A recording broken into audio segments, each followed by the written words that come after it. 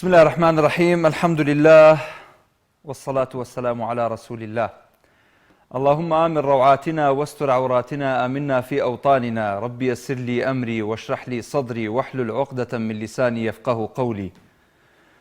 داواکارم لخوای پەروەردگار ڕەحم و سۆز و بەزەیی و میهرەبانی خۆی بڕۆژێ بەسەر ئێوەی عزیز و خۆشەویستە. سەلام و ڕەحمەتی خواتان لێبێ بینەران و بیسەران و خۆشەویستانی کەناڵی ئاسمانی پەیام و بەرنامەی دوانگەی خەڵک. ئەم کاتەوە کاتێکتان باش. خۆشحاڵم لە ئەڵقەیەکی نوێی ئەم بەرنامەیە بە خزمەتی ئێوەی عزیز و خۆشەویست شاد دەبمەوە. تەوەری ئەڵقەی ئەم جارەی بەرنامەکەمان پرسیاری ئێوەکەین: ئایا دابەزینی نرخی دیناری عێراقی قەیرانی دارایی چارەسەر دەکات؟ معلومی هەموو لایەکە چەند ڕۆژێکە کێشەی بەرزبوونەوەی نرخی دۆلار و دابەزینی نرخی دینار بەرامبەر بە دۆلار سەری هەڵداوە. ئەم گرفتە گەورەیە کە ڕووی لە تێکڕای خەڵکی عێراق و هەرێمی کوردستان بە تایبەت کردووە. پرسیاری ئێوەکەین: ئاخۆ کاریگەریەکانی دابەزینی دینار بەرامبەر بە دۆلار چییە؟ سەرمایەدارەکان و تاجیرە گەورەکانی ئەم وڵاتە ئەبێ وەکو بەرپرسە باڵاکانی ئەم وڵاتە بێویژدانانە تەسەڕوفکەن لەگەڵ خەڵک، یاخود بە پێچەوانەوە ئەوان ویژدانیان بجوڵێت و ڕەحم و سۆز و بەزەیی بەسەر خەڵک و فرۆشیاران و دوکاندارەکان و مۆڵەکان و ئەو کەسانی کە شتومەک بە خەڵک ئەفرۆشن بە شێوازێک لە شێوازەکان نرخەکان بەرز نەکەنەوە. ئەبینین لێرە و لەوێ باز لەواکرێت کە هەر لە دوێنێ و ئەمڕۆوە چەند دوکاندارێک و چەند فرۆشگایەک و چەند شوێنێکی گشتی چەند مۆڵێک شتومەکیان گران کردووە، لەگەڵ ئەوەی کە ئەم شتومەکانە پێشتر هاوردە کراوە و هێنراوەتە دوکانەکەوە لە کاتێکا نرخی دۆلار 122-23 هزار دینار بووە. بەڵێ ئێستا گرانە، بەڵام چاوچنۆکی دوکاندارەکان و بازرگانەکان وای کردووە ئەم هەلە بقۆزنەوە بۆ ئەوەی بازار گران بکەن و نرخەکان بەرز بکەنەوە. ئەوە بەرپرسان و دەسەڵاتدارانی ئەم وڵاتە لەگەڵ خەڵک باش نین. ئەبێ بازرگانەکانیش بە هەمان شێوە مامەڵە لەگەڵ خەڵکا بکەن. ئێمە چۆن ئەبێ لەگەڵ یەکتر ئەم هەڵوێستە لەگەڵ یەکتر بەکاربێنین و ئەنجامی بدەین. بۆیە بەڕاستی جێگەی پرسیارە و وەڵامەکەی بۆ ئێوە بەجێ هێڵم بزانین لە دەوروبەری ئێوە، لە گەڕێکی ئێوە، لەو شوێنانەی کە شتومەکی لێ ئەکڕن، دەنگۆی ئێوە هەیە نرخەکان بەرز بوو بێتەوە یاخودنا، و کاریگەری بەسەر تۆی موچەخۆر و فەرمانبەر و هاوڵاتی هەرێمی کوردستان چی ئەبێ ئەگەر لە حاڵەتێکە ئەم نرخە جێگیر بکرێت و بچێتە بواری جێبەجێکردنەوە. خۆشەویستان و بەڕێزان، دیارە کۆمەڵێک لەو بەڕێزانەی کە بەردەوام بینەری بەرنامەکەن و لە تۆڕی کۆمەڵایەتی فەیسبوک ئاگداری ئێمن کۆمنتیان نووسیوە، کۆمنتەکان ئەخینە ڕوو بۆ ئێوەی بەڕێزی ئەخوێنینەوە. محەممەد علی ئەڵێ: نەخێر هیچ چارەسەری ناکات، بەڵکو فەقیر زیاد ئەبێت و هەندێک لە کاسبکاران مایەپووز دەکات. مەیلی کۆیی ئەڵێ: قەیرانی دارایی بە دابەزینی نرخی دۆلار چارەسەر نابێت، بەڵکو بە لە ناوچوونی ئەم دەسەڵاتە گەندەڵە چارەسەر دەبێت. ئامانج محەممەدی ژەڵێ: لە هیچ شوێنێکی دنیا نەبووە حکوومەت پارەی خۆی بێنرخ بکات، بەس لە عێراق ڕوویداوە. ئاواز نەزمی ژەڵێ: نەخێر، بەڵکو قوڵتری دەکات و باری میلەت قورستر دەبێت. تەنها داوا بکەین خی گەورە ئەم وەزعمان بۆ چاک بکات، ئەگەرنا بەم نابەرپرسانە چارەسەر نابێت. ئیدریس ئیبراهیم ئەڵێ: بەڵێ بۆ حکوومەت بازرگانەکان قەیران چارەسەر دەکات، سەرمایەیەکی تری بێشومار کۆ دەکەنەوە و هاوڵاتی دەبێتە قوربانی. ستایش بەرزنجی ئەڵێ: ئەمە خۆی قەیران دروست دەکات، نەک چارەسەری بکات. ئاسۆ محەممەدی ژەڵێ: تەنها حکوومەت سوودمەند دەبێت لەگەڵ هەندێک بازرگان. عەبدوڵڵا محەممەد ئەڵێ: بە دڵنیاییەوە قەیرانەکان قوڵتر دەکات، بە تایبەتی لەسەر هاوڵاتیان و موچەخۆرانی هەرێمی کوردستان. مامنووری ئەڵێ: تەنها هاوڵاتیان زەرمەند دەبن و دەبێت باجەکەی بدەن. فەرهاد سابیری ژەڵێ: نەخێر، قەیرانی دارایی زیاتر دەکات، ئەم بڕیارە لە زەرەری هەژارandایە. نەبەز محەممەدی ژەڵێ: نەخێر، زەرمەندی یەکەم خەڵکی فەقیر و هەژارە. ماکوان زەڵمی ژەڵێ: پێم وایە دوایەوەی حکوومەتی هەرێم چووە عێراق ئەوان داوایان کرد نرخی دۆلار بەرز ببێتەوە بەرامبەر بە دینار. خۆشەویستان و بەڕێزان، لە ڕێگەی و ژمارە تەلەفۆنانەی کە لەسەر شاشەی کەناڵی ئاسمانی پەیام هەیە ئەتوانن پەیوەندیمان پێوە بکەن و قسەی جددی لەسەر ئەم تەوەرە بکەن بۆ ئەوەی زیاتر گەنگەشەیەم بابەتە بکەین و قسەی لەسەر بکەین. لێرە و لەوێ باز لەواکرێ کە نرخەکان بەرزە بێتەوە زەرمەندی یەکەم هاوڵاتیە هاوڵاتی فەقیرە ئەوەی کە دەخلی مەحدودە ئەوەی کە داهاتی دیاری کراوە کاسبکارێکی بۆ نمونە کرێکارێکە کرێکارێک بە دیناری شەکات دوجار ئەبێ ئەم پارەیە بکاتەوە بە دۆلار هەیە قستی لەسرە هەیە قەرزارە بە دۆلار ئەمە هەمووی گرفتەکە زیاتر دەکات کەمی ناکاتەوە خەڵکێک هەیە بۆ نمونە پێویستی بە چارەسەری پزیشکی هەیە ئەم چارەسەرە تەنها بە دۆلار ئەکرێ خەستەخانە ئەهلیەکان زۆربەی هەرە زۆریان مامەڵە بە دۆلار ئەکەن هاوڵاتیەک جاران داهاتی 500,000 دینار بوو بێ ئەم 500,000 بۆ ئەو ئێستا نزیکی 3 گەڵا ئەکا لە کاتێکا جاران 4 گەڵای ئەکرد 400 دۆلاری ئەکرد بەو زمانەی ئەمڕۆ پەیوەندی یەکەم وەرەگرم کاک ئالان وەرەگرم لە شاری سلێمانی کاک ئالان فەرموو کاک ئالان گیان سوپاس دەکەم لە تەلەفۆن و گوێم لێبگری مەمنونە بم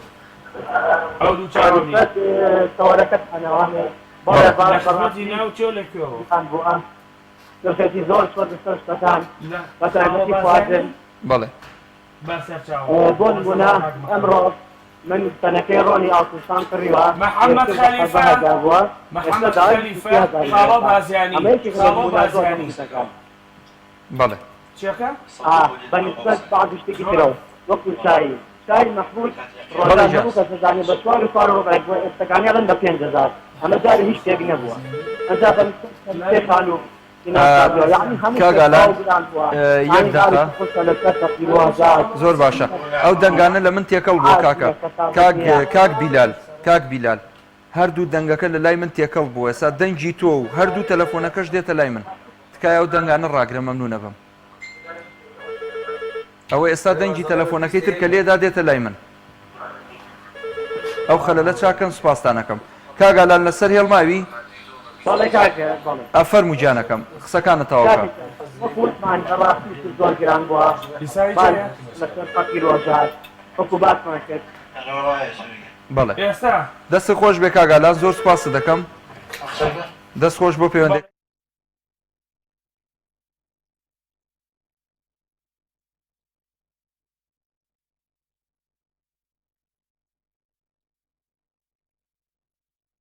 كاك إسماعيل فرو كاك إسماعيل السلام عليكم. عليك السلام ورحمة الله. تو شلوني كاك إسماعيل باشي؟ كاك إسماعيل لتلفون الجون بقرا وصوت تبرز كره ولا خدمته؟ مباري دولار جرانبو أوانا. بله. بله.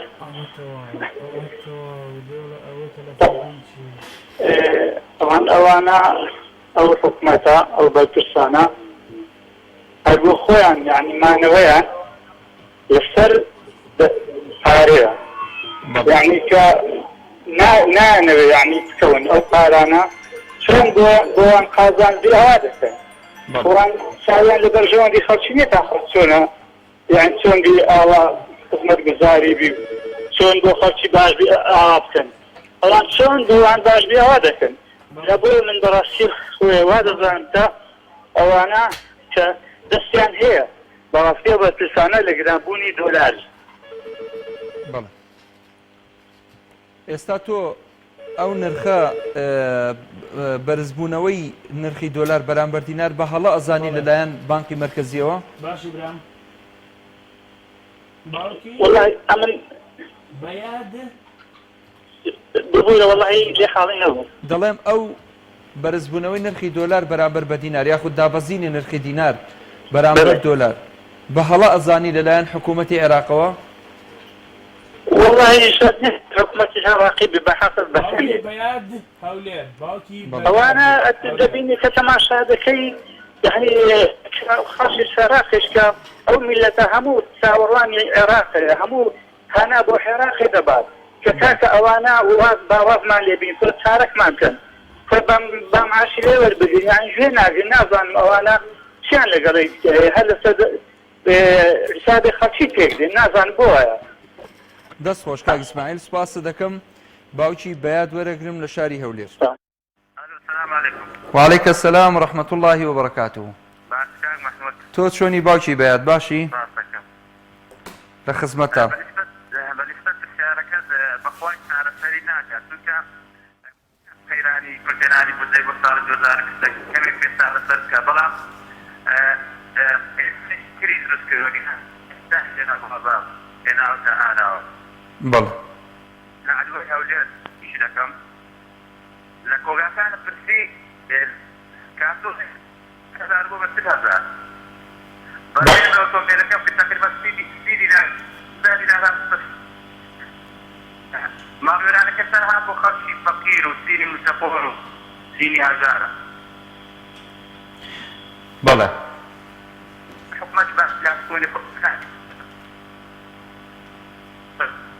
دەست خۆش. پێدا بەزان پێ و بەیان و کتیشمێکە کێکان مەحموود بە کورتی درۆزایی شتتان لە کەناڵ وە خەڵکی کوردستان بکەم بە بۆنەی دووبارە دەستپێکردنەوەی کەناڵی هێناڵی چونکە کەناڵەکەی ئێوە لەگەڵ کەناڵی هێناسی تاکە کەناڵەکە خەڵک بتوانێت هەموو ئاست بۆ بگەێنرێنە. زۆر سپاسام. بەڵێ زۆر سپاس باوکی بەیاد دەست و چاوت خۆش بێ. ئێمەش خۆشحاڵین بە دووبارە گەڕانەوەی کەناڵی NRT هەڵبەتە هەم پیرۆزبایان لێکەین هەم هیوای لەشساغی و سەلامەتی و بەردەوامیان بۆ خوازین. سپاسە دەکەم دەست و چاوت خۆش بێ. باوکی سەیوان وەرەگرم لە شاری کەرکووک. سلاوی خوای گەورە لە جەنابەت باوکی سەیوان. چاوەکەمی سپاسەکەم قوربانت لەسەر بەهای دۆلار و بەرامبەر بە دینار نرخەکەی هەڵی. بەڵێ. وڵاتە قوربان چاوت بووم خۆی ئەم وڵاتەی ئێمە یەک کێشەیەکمان هەیە.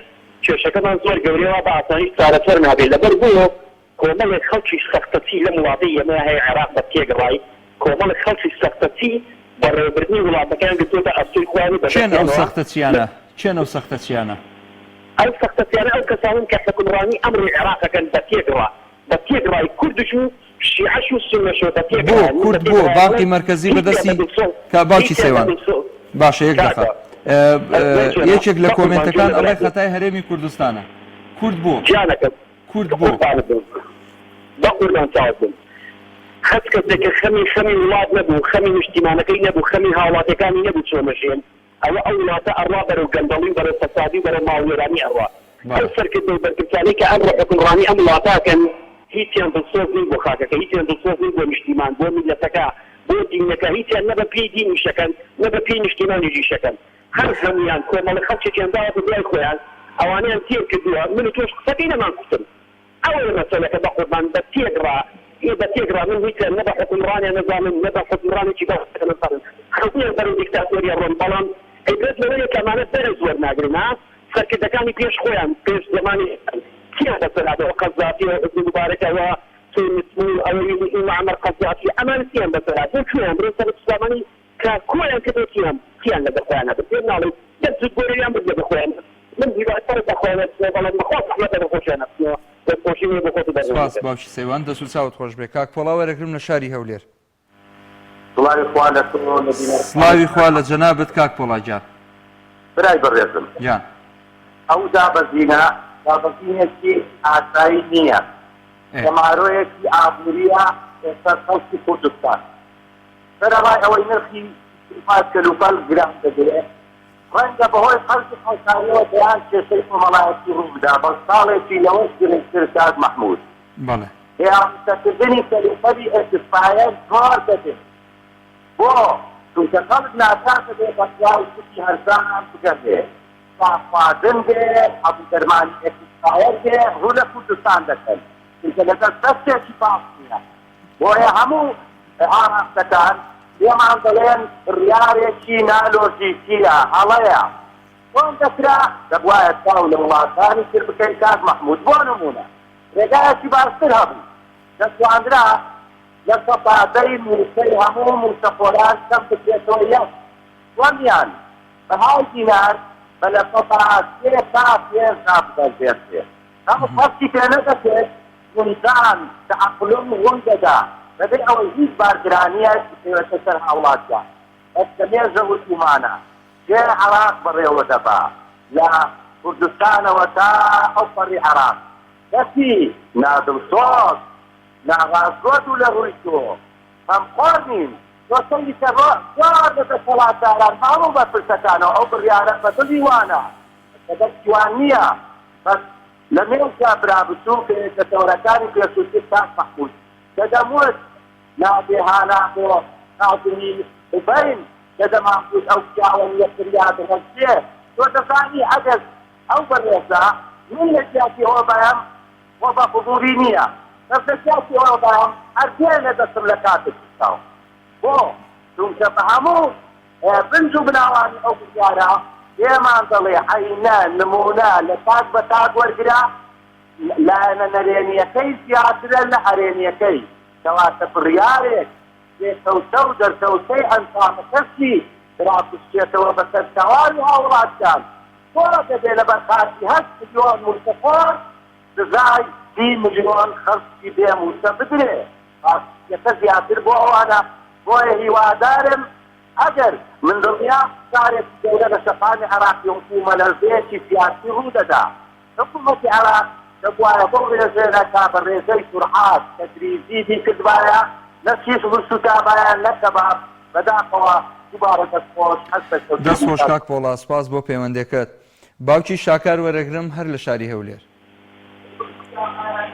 السلام عليكم مامۆستا وعليكم السلام ورحمة الله وبركاته مامۆستا جان دەستخۆشی بەرنامەکە لێ دەکەم بەڕاستی تەوەرێکی زۆر گرنگت و دەژات و داسی دەکەیت حەز دەکەم مامۆستا جان یەک پێش نییە حەز دەکەیت بەبێدایە نەئەت بەرنامەکەی پێشکەش بکەیت زۆر اقتصادی دەبێت بۆ کۆمەلگا کە ئێستا ئەو بابەتەی گرانبوونی نرخی دۆلار بەرامبەر پارەی عێراقی لایەنێک سلبی و ئیجابیشی ئەگە حکوومەت بەتایبەت حکوومەتی عێراق بتوانێت تەسەڕفاتێکی ساڵحانە بەرامبەر ئەو ئیشەی بکاتن خەڵکیش استفادەی لێ دەکات بەڕاستی ئەم یەک بە خۆم زەرمەندم و وەزعی ئێستا بەڵام بەعام کۆمەلگای استفادەی لێ دەکاتن زیاتر استفادەی لێ دەکاتن نەک زەرەری لێ بکە مەسەرەن لە بواری وەبەرهێنانی خۆمان زۆر زۆر گەشە دەسەنیتن و دەتوانین استفادەشی تاچی لێتر ماوەستا مەحموود ئێستا ئەمە وەکو گەر ناوێری دەستە بۆ هیچ پرۆژێکی ببێت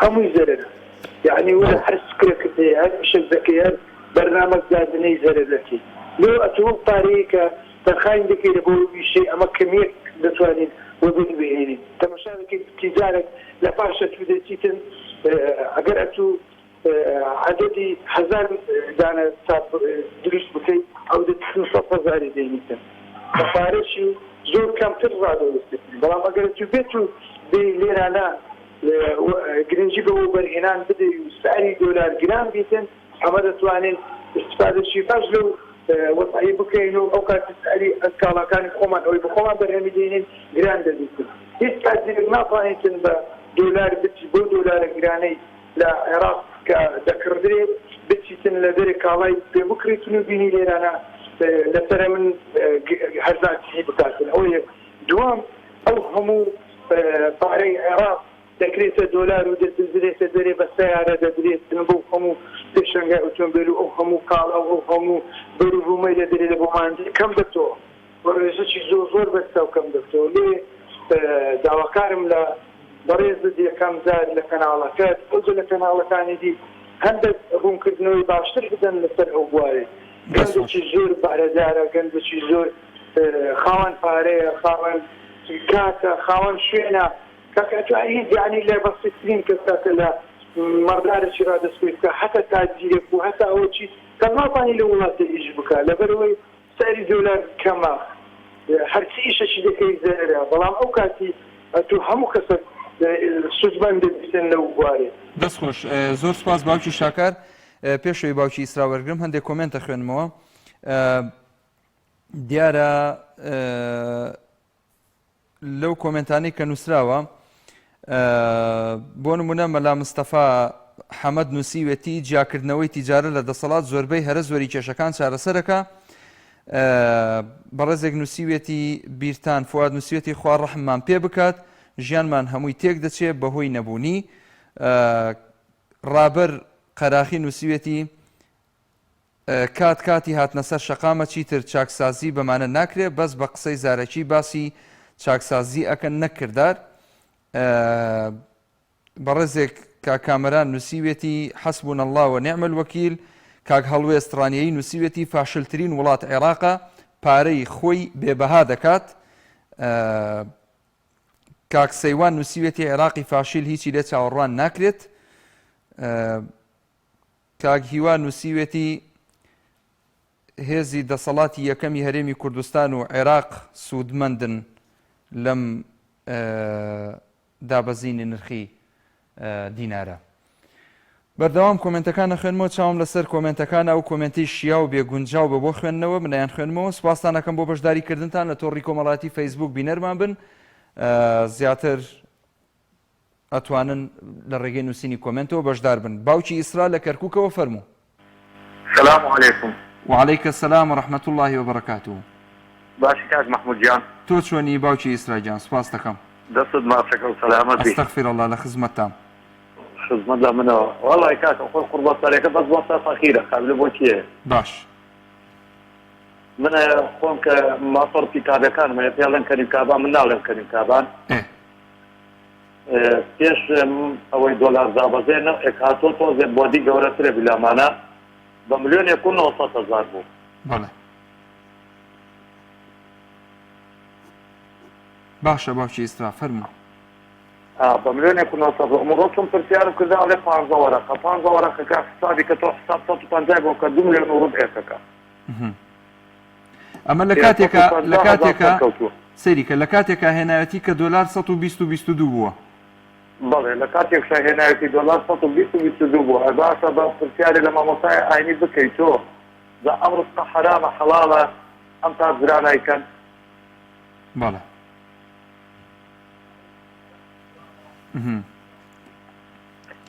دەستت خۆش بێ. بڵێ زەی 500 ناری چوەتە سەر. کوڕە برادرم چای چییە؟ وەڵا ئەمڕۆ ئەشیایە نابوو بۆ چایخانەکەی 15,000 زیاتری دابوو لە ڕۆژانی کرد. بەڵێ. ئەمە وەزانەیە گشتی بۆ فەقیر تێکرد مەهاشی نییە. فەقیر زەرمەندی یەکەمە.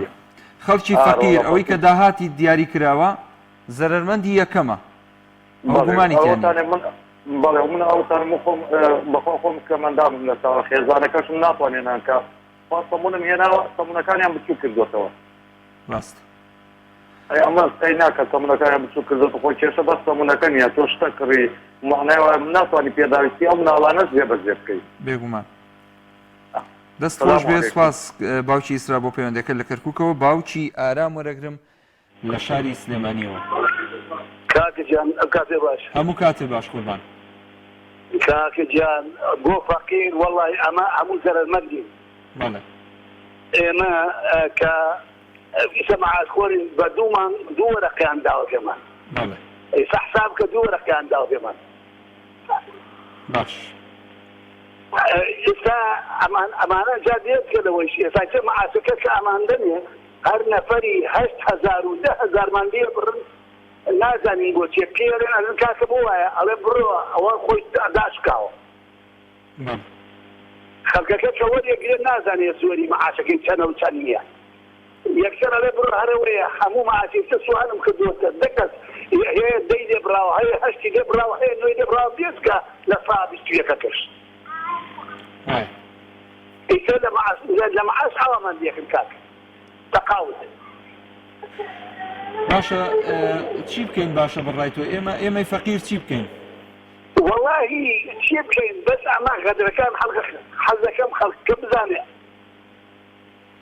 خەڵکەکە کە بزانێ ئەمانە هەموو غەدرمان نیەکەن بە تەوزیعی مەعاشەوە بە بانکەوە بە حکومەتەوە بە مەسئولەوە چونکە ئەوان خۆیان دۆلاریان هەیە مەخفەیان نییە ئیتر ملەتەکەش چی لێ هەیە مەخفەیان نییە وەڵڵا. ئیتر مەخفەیان خۆیانە و دارودەتەکەی خۆیانە بدێ ئیتر ئەویتری مشکلە نییە ئەبرێ لە برسا احتیاج دەبێ چی لێ هێ بالێبی. دەست خۆش. زۆر سپاس. بۆ پڕکردنەوەی کازمی بۆ ئەوەی کردووە بۆ پڕکردنەوەی نوقسانەکانی خۆی ئەو هەقی خۆیەتی. دەست و چاو خۆش بێ. سپاس بۆ پەیوەندەکەت باوکی ئارام. هەژیر وەرەگرم لە کۆیە. السلام عليكم. وعليكم السلام ورحمة الله. تندرسي سنة كاك محمود؟ زۆر باشم الحمد لله. جنابت باشی؟ زۆر سپاس دەکەم الحمد لله. سپاس. والله بەڕای من بەرزبوونەوەی نرخی دۆلار هۆکار نییە بۆ قەیرانی دارایی هەر بۆیە دابەزینی نرخی دۆلار هیچ کاریگەرێکی لەسەر قەیرانی دارایی نابێت و نادێتە چارەسەریش لەبەرەوەی بەردەوام نرخی دۆلار بەرزی نزمی بە خۆیەوە دەبینێت بەڵام تەنها با بڵێن بۆ تەنها ڕۆژێکیش قەیرانی دارایی بەرەوکی بەزمێنەتی هەرێمی کوردستانی دەرنەداوە و هۆکاری سەرەکی قەیرانی دارایی نرخی دۆلار نییە دزی و درۆیە طبعا درۆکردن بەهرەیە هەم کەس ناتوانێت درۆ بکە داخەتی گرانم دەرپرسەکانی ئێمە هیچی با بڵێن لەم بەهرەیان کەم نییە و بەهرەیان هەیە وەزمونێکی زۆریشیان هەیە لە درۆکردن قسەڵیان لەوێت تر خواستان دەکەم کاتێکی خۆش سپاس هەژیر خان بۆ پەیوەندێکت کاتێکی خۆش بۆ تۆش خوال لەگەڵ کاک محەممەد فەرموو باشی بەڕێزم باش کاک محەممەد جیان سەلامەتی زۆر سپاسم بەڕێزم نرخی دۆلار ئەو بەرزبوونەوەی وا دەکا قەیران زۆر زۆر زیاتر بێ باش ئێستا هەموو مەوادێک و هەموو ئەو شتانێکە لە ماڵەوە پێویستە دووقات بۆتەوە یعنی 500 ئەوەی بە 500 بۆ ئێستا بۆتە 750 نزیکی 1000 بۆتەوە ئەگەر بێتە 150 بەڕاستی میلەتەکە زەرەر دەکا یعنی ئەوەی ئێستا ئەگەر بۆ نمونە سابیست لە خوارێ ڕێژاری بێ ئەو کاتە بێتە 730 ئەو کاتە بێتە 35 یعنی هەژاری زۆر زۆر زیاترە بێت ئەوەش ماوەیەک یعنی چەند کەسێک قازانتی دەکات هەمووی نا پارەکەی پارەی عێراقیش تادید بێ قیمەترە بێتەوە بەڵێ دەست و چاوت خۆش بێت سپاس بۆ پەیوەندەکەت کاک محەممەد باوکی عەبدوڵڵا وەرەگرم لە شاری هەولێر بەڵگیان فەرموو گیان سلام علیکم وعلیکم السلام ورحمة الله باشی گیانەکەم جەنابەت چۆنی گیانەکەم باشی سپاس فەرموو ممنون بەنسبەت چارەسەرکردنی خەیران بەرزکردنەوەی نرخی دۆلار بۆ چارەسەرکردنی خەیران نییە بەڵێ ئەمە بەرنامەیە دانراوە دەتەزانی چێ دایناوە دژمن دایناوە چێ دایناوە لە پاڵ ئەتا زاخۆ هەمووی دەسەڵاتە بەس ڕەنگەکەی جیایە دۆخ و بەخەکەی جیایە باش شێوەکەی جیایە باش بەرزکردنەوەی نرخی دۆلار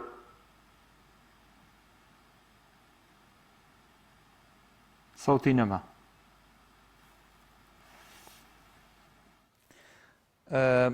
کاگی هێمن وەرەگرم لە شاری هەولێر برازم باشی تۆ چۆنی کاک هێمن جان وەرزانتم بەڕێزی فەرموو گیان والله برا گەورە دابەزین و بەرزبوونەوەی نرخی دۆلاری تاسی لە پاساڵنا تاسیری لێ ناکات چۆن بیسەلمێنە بیسەلمێنم ئەوەی لێی دەقەومێ منداڵی فەقیرە دەوڵەمەندەکان سەعەت دۆلارم دڵیان خۆشە و دوکانداریش هەیە دەیناسیمێک بخۆم دوکاندارم لێ ماخۆمایە کاکە سەندی پاسارە قەرداری بە دۆلار هیناشمان دەبی بە دۆلار بفرۆشمەوە لە دوکانی ئەشیا دەبی بە بنی مەرج بفرۆشم قوربەسەرەکە چییە لەبوو مندارە فەقیرە ئێمە ژوە دەڵێن منداڵی فەقیر زەرەرمەندە ئەگە براکەم بازار دەست دەوڵەمەندە بازار دەوڵەمەندی یعنی دەست زەرەر نەکات ویژدە بازار ڕابووە دەست و چاوت خۆش بە کاک هێمن زۆر بەڕێزی سپاس گیانەکەم بۆ پەیوەندەکەت باوکی سایە وەرەگرم لە گەرمیان باوکی تەها السلام علیکم باوکی تەها فەرموو عەفو قوربان لە خزمەتام وعەلەیکم السلام ورحمة الله وبركاته باشی تۆ چۆنی بۆ برا بەڕێزەی کە پەیوەندیەکەی وەرگرت لە خزمەتای حیات وڵی دەربارەی تەوەرەگەی بەڕێزتدا دابەزین و بەرزبوونەوە تەنها کاربەردەستانی وڵات و کوڕی ئەوان سوودمەند دەبن لە دێر زەمانەوە هەروە بووە هەروە کراوە فەقیر لە ژێرە بۆ ئەو دەوڵەمەندانە لە خوارە بووە ئێستاکەش لاتی کوردایەتی لێدەن دڵنیا بە لاتی کوردایەتی ئەوان لێدان بڕۆ مێژوو بخوێنە یعنی من حەزم نییە ڕێگا بە جەنابەت نیشاندا ئەمانە مێژووی خەباتیان تەنها بە خیانەت و خاک فرۆشتن و کوڕ فەقیر کوشتن و ئەم شتانە بردووەتە سەر بڕۆ مێژوو بخوێنە یعنی تۆ سیرکە کاتی خۆی ئەگەر ئەمانە حکومەتی عێراقی کاتی سەدام حوسێن ئەڵێن ئەگەر ئەمانەی نەکردا بە عەسکەر لە حەیاتیانە کوردایەتیان نەیەکرد لە ترس عسکەرین لە ترس شوانیە ڕوون بوونە پێشمەرگە و چەکداریانەکرد بڕوا بکەیت کوردایەتیان تیانە تۆ سیرکە ئێستاکە دۆلار بەرزۆ بووە چێ سوودمەندە بێ ئایا فەقیر ئەی کاتێکیشدا بەبێ هەر فەقیر سوودمەندە بێ ئەمانە یعنی تەنها کوردایەتی و ئەو شتانە لە مێشتیانە نییە تەنها خافرۆشتن بڕۆ ئەم عاید ئێرانە ئەو عاید تورکیایە بڕۆ ئەو سیرکە کات و سێرەکە مێژویان هەر کوشتن و بڕین و ئەو شتانەیە با بگەڕێنەوە بۆ قورئان با بگەڕێنەوە بۆ حەدیثی پێغەمبەری خوا صلی الله علیه وسلم خوای تەعالا لە ڕۆژ قیامەتە پیانە فەرمێ وەقیفوهم إنهم مسؤولون أي هوار بوشعر أو رجانك على محشرة والساوم انسر الظلم ظلمات يوم القيامة أما قشتي بافير بلن تعقي كردنويك يا ما صبرك للسري شو كمسلمان أجل صبر بقري لسا تعقي كردنويك والله أفرم كاتي صبر ما نجد فاداش من لا يخوي فرور بقارة دنيا بو أوان قيامت بو فقيرة بين إيمو أوان قول قيامت باب ربيكا قيناك والسلام عليكم وعليك السلام ورحمة الله باوشي طه دەست و چاوت خۆش بێ کۆمەڵە ئامۆژگاری جوان ئاەتێک و فەرمودەیەکی زۆر جوان دەست و چاوت خۆش بێ خۆ پاداشتت باتەوە ئینشاءالله کاک ئەحمەد لە ئاکرێ وەرەگرم ماشی بەڕێزم تۆ چۆنی کاک ئەحمەد گیان عزیزی چاوەکەن ماشێکە ماڵەوە چۆنم باشن ئینشاءالله زۆر باشین الحەمدولله جەنابەت باشی باش بن ئینشاءالله کاکە بەنسبەت من نرخی دینار برز بێتەوە یان برز نەبێتەوە هیچ گۆڕانکاری لە وەزعەکە ناکە چونکە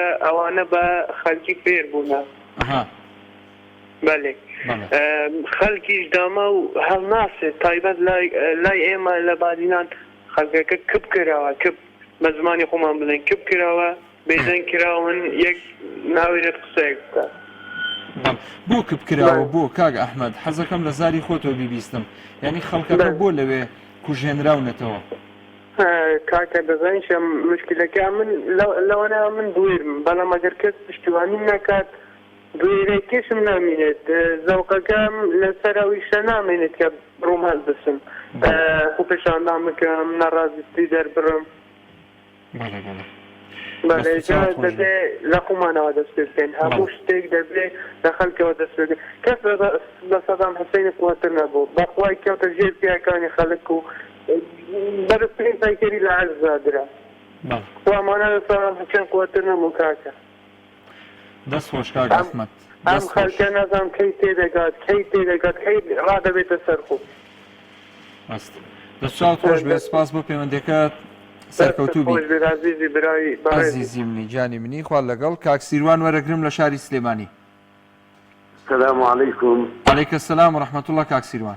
باسي كاك محمود جانا. سپاس دەکەم زۆر بەڕێزی مەمنونم لە خزمەتتان. سپاس دەکەم.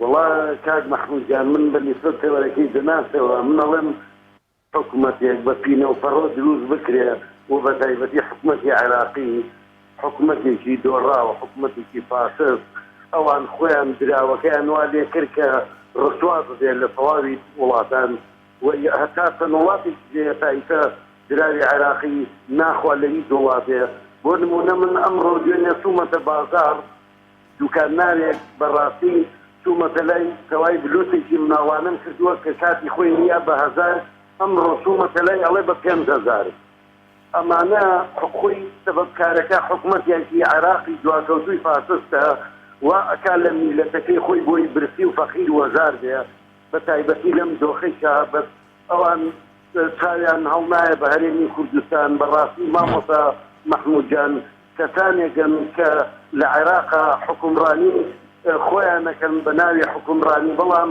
سەریکیان ئێرانە و سەریکیان مارە بەڕاستی ئەم حکومەتی عێراقا پێویستە بڕوخێ و ئەو حکومەتێکی کە دامەزراوی کاڵبنیە ئەوە بە هیچ شێوەیە هیچ شتێکی بەدەست نییە تەنها حەزبی شعبی با بڕێەوە پاڵپشت بە جمهوری ئیسلامی ئێران بۆیە هۆکارێکی بەڕاستی ئەوانە دەرهەق بە میلەتی هەرێمی کوردستانی کە حکومەتی عێراقی و ئەو پلانی دایان ناو ئەم دۆلاریان ئاوازێ کرد بەرامبەر گرایی عێراقی سەبەبەکە یەگەڕێتەوە بۆ خۆیان و ئینشەڵڵا ئەو عێراقە بەرەو دۆڕاننە ڕوا و حکومڕانێکی ڕاست و دروست جێبەجێیەکە وأبيدان بني بحكومتنا ريمي كردستانا وإن شاء الله دولتي كرديش لسرد في جنابي سرف برزاني جاء مزريو سواوي أمدو خونا خوشي ونا راحتين كلا ريمي كردستانيا همين شارع سرد لقرز دو خوشي في مودة نافتان سپاس بۆ پەیوەندەکەت کاک سیروانجان دەستخۆش کاک عەبدوڵڵا وەرەگرم لە پێنجوێن.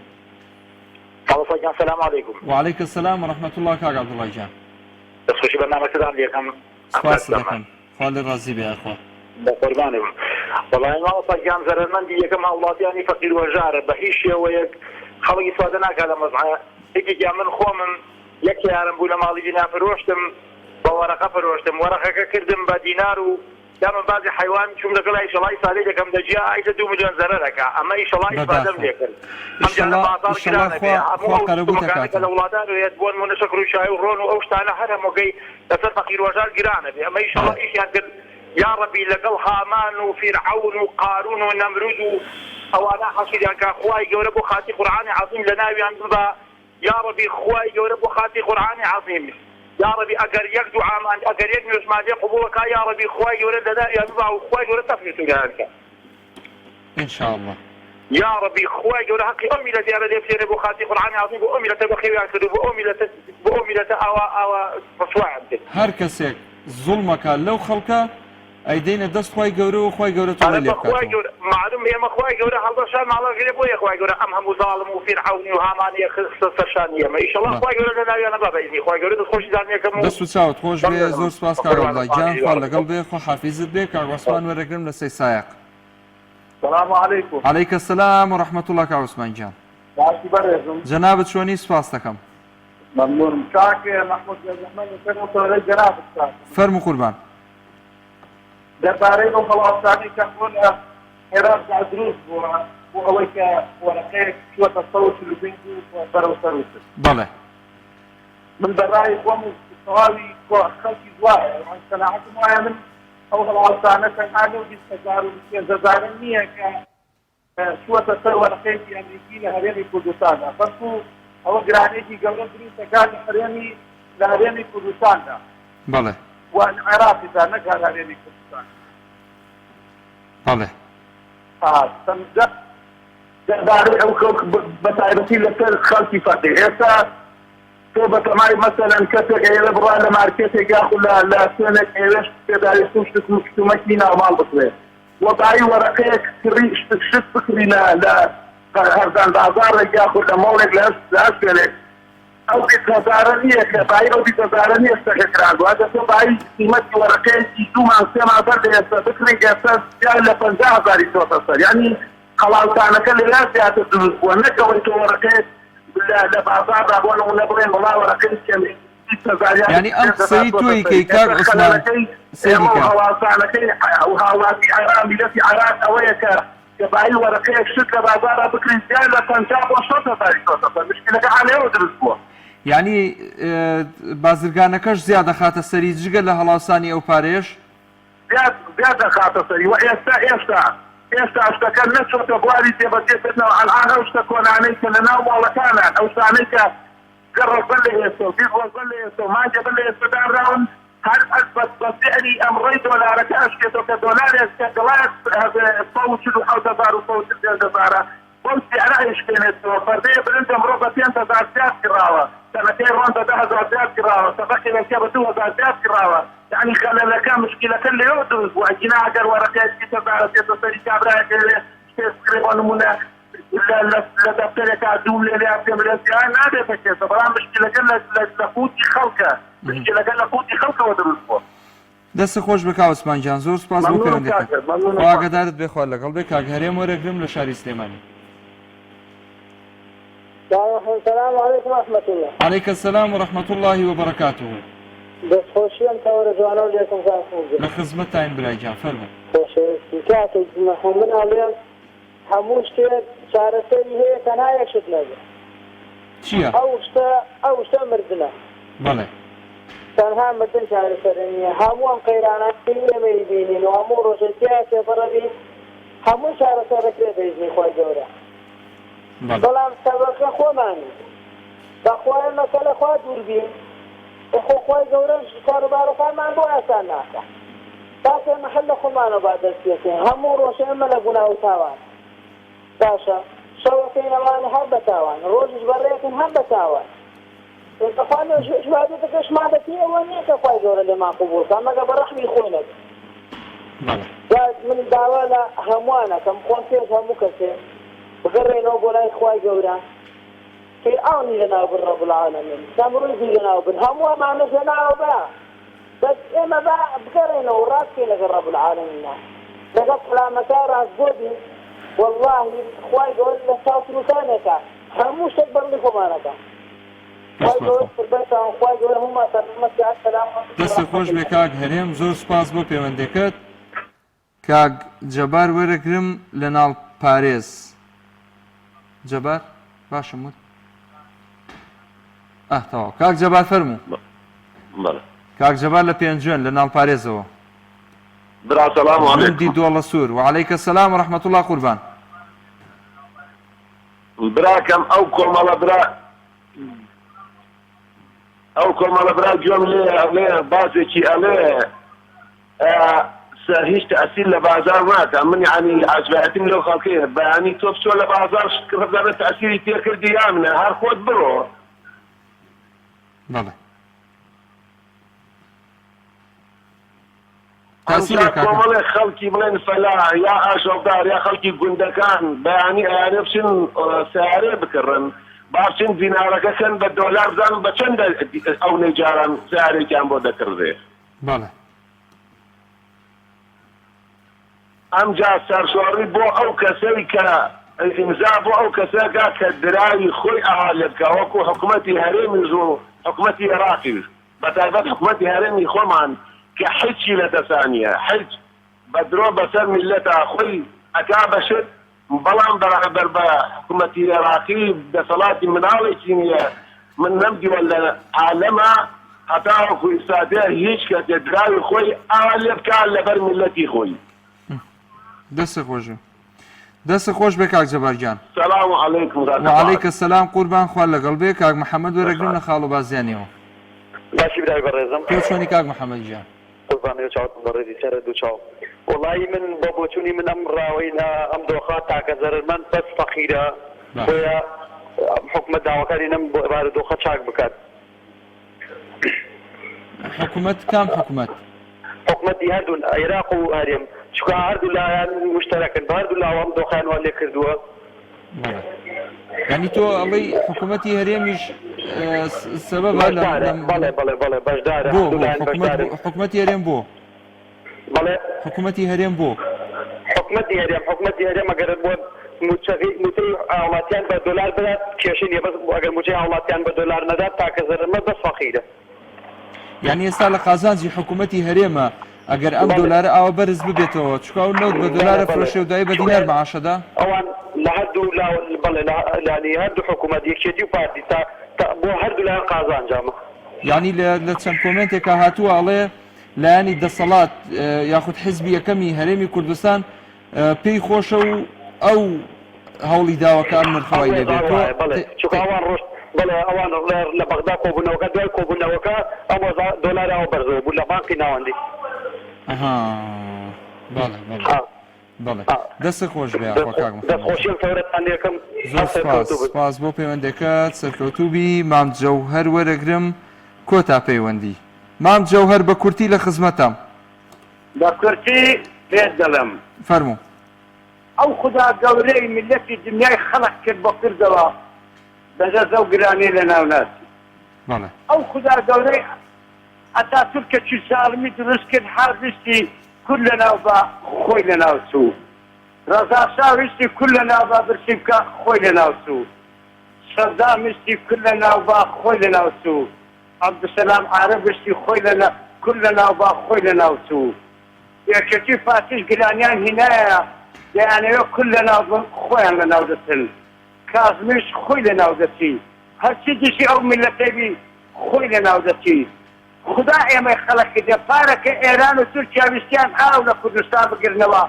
پێزانی دروست کرد ئەوانەی شەرمەزار کرد دەبی یەکێتی پارتی بەسەرکردەکانەوە بە خۆیان دابستنەوە شەرم و حەیان بە خۆیان بێنەوە ئەو شەر و سامانەی کە کوردیان دژیا لفنا الشربة لفنا كداتي بابيه بيدنا وخبت كردستان او انا قرداري كرد قرداري او انا نية هرچی احزاب السياسية تشتر كده سياسي بالبرشارة لو يشو عذاري كركيسا كده تشوشي بتعبتي يشتو قران وفاتي قران لها ما امر برشارة لبريا من لوی بریدرم دبی عمری شيء علي بيداوي برضه مكابيته ناو خلق بيكتي بارتي بري و دروسان كلا خمس كردستان ايوه كرامي كان هنا شمالي سوارا قالوا شخصين لما لقى منزلاني لسناوي كده بي حكومة العراق وليدا قلت فيها اوكي قلت اغام اقا خزام سنبو دقير قلت بعد حاجة بوضع لهم ودا قبر الدنيا شيء ما بو عصاي بيت السرداد يتفرق كيف برامبر خمسي كردستان هذا قريب معهم من دالة كيف برسيا شيء ما بو او كده دبتنبشي باراسلو زانياري تجاتي كده كي خوي دكا شيء ما بو يكتي باتي دوباره دكا مباحث بنا معنا تعدى على ملة كردكن حياة كردي أمبر عراق ما ندستو دنيا ما ندستو اعتبار الدنيا ما نما شر ما بابرو قبر شرخان برنا نابي ان شاء الله لنا وبلا مكي غرق ضبن كرجش بسر بالجديد من يتوو تبي الا انما لو دسو جد وريقرو او جندراني كديانا وتجي كردي ملكي كردي بسرف كم حتى باتيوا حتى تسي كرد اخواننا يدبا ان شاء الله واحد زۆر سپاس بۆ پەیوەندیەکەت مام جەوهەر خوا لەگەڵ خواگەدارت بێ بینەران و بیسەران و خۆشەویستان و ئازیزانی بەرنامەی دوانگەی خەڵک و کەناڵی ئاسمانی پەیام تا ئەڵقەیەکی ترێن بەرنامەیە بەخوای گەورە میهرەبانتان ئەسپێرم. السلام علیکم و ڕەحمەتوڵڵاهی وبەڕەکاتوه.